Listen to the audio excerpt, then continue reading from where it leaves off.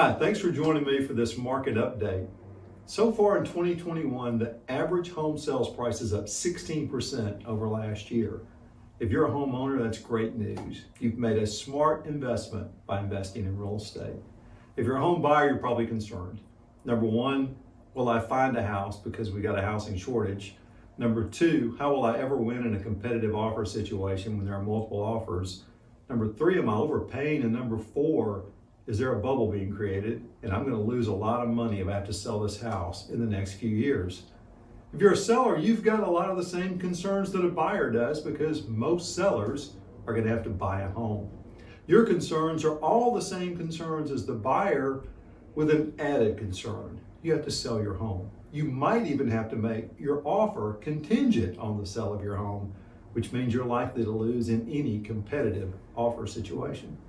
So let's talk about where we are in real estate and address those concerns that buyers and sellers have.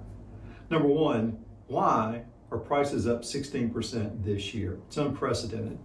To understand 2021, you've got to look at 2020. In 2020, we had two things that we're paying the price for somewhat this year. Number one, there was a pandemic in 2020. And number two, we had a very volatile presidential election. What happened in the first quarter of this year? A vaccine for COVID and the presidential election was settled, and we have a new administration, and all the volatility that went with the presidential election settled down at the start of this year.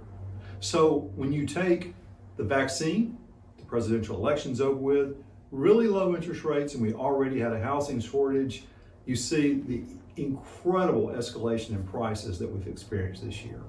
This year is not normal, and that kind of appreciation is not typical. So the question is, what does the future bode for real estate? Most experts do not think we're in a housing bubble. We have real legitimate fundamentals that are causing the increase in values. We have a shortage of homes. The previous bubble was created because of easy credit. It was an artificial stimulant to demand.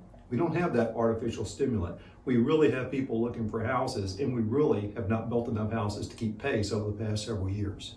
Experts believe that we're not going to catch up in the next few years. We should see steady growth in home values. 16% is abnormal, probably 10% next year and 5 to 7% in the few years following that. Interest rates should continue to be low for at least another year. And so to answer the buyer's concerns, most people do not believe that we're heading to a housing bubble. If you want to find a house, give me a call. So far this year, I've negotiated 13 multiple offer situations for my buyers for them to win the bid. If you're thinking about buying a home, contact me. I'll walk you through the process. We'll do everything we can to put you in the best position so that your offer wins, and it's not always the highest price, by the way, that you don't overpay for a home.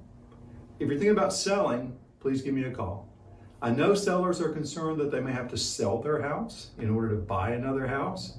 It's not always the case. We've got some creative ways to help sellers buy a home. You don't always have to have that sell of home contingency. And last, but certainly not least, if you know of anybody thinking about buying or selling a home, give me a call. Have them call me. It'd be the best thing you've ever done for one of your friends. I'd love to help them buy a house or sell a house. So far this year, my average seller has saved over $11,000 in commission. Give me a call. Thanks.